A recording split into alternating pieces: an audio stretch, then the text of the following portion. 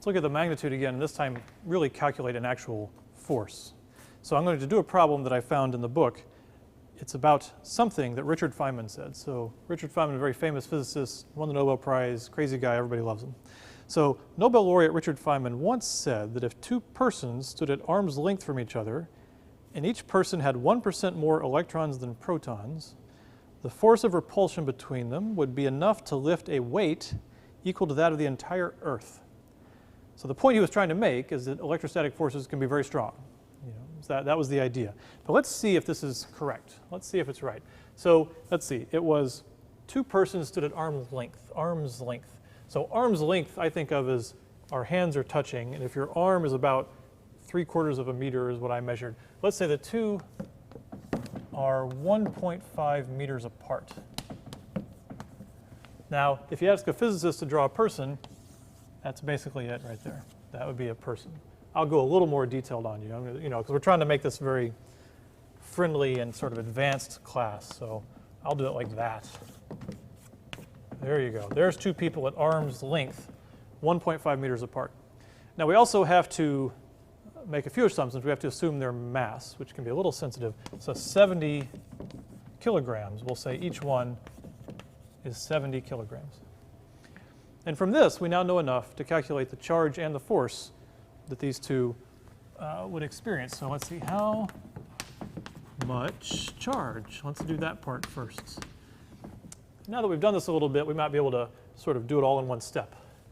First of all, it's going to depend on how much they weigh, or what their mass is, I should say, 70 kilograms. And then we're going to divide that by the mass of a nucleon, 1.7 times 10 to the minus 27. And that's in kilograms per nucleon. So that would give you the number of nucleons. But then only half of those are useful in terms of charge, so it's 2 proton per nucleon. So we're basically just dividing that by 2 to really just get the number of protons. So there's your number of nucleons, and now each one will have a charge of 1.6 times 10 to the minus 19 coulombs. So if you multiply all that out, you get coulombs, right? This would be the charge, the positive charge in a person, just their protons. But then the question he said, what he said was, imagine that each person just has 1% more electrons than protons. So the excess charge we're building up is 0.01. Taking the total charge in a human, just taking 1% of it and saying that's an excess of electrons, not protons. So I'll slap a negative sign on there. Right? So if you go through all that in your calculator, you'll get minus 3.3 times 10 to the 7 coulombs.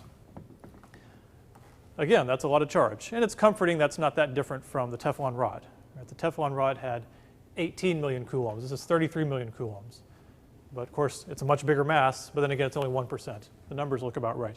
So 33 million coulombs is the excess charge. So now let's calculate the magnitude of the force using Coulomb's law, the magnitude part. So it's 9 times 10 to the 9 Newton meters squared per Coulomb squared, there's KE, times 3.3 minus 3.3 times 10 to the 7 coulombs times minus 3.3 times 10 to the 7 coulombs.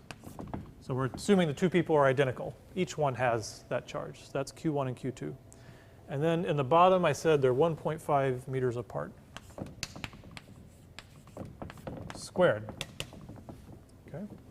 So you do all that, and you get 44 times 10 to the 23rd newtons. 44 times 10 to the 23rd newtons.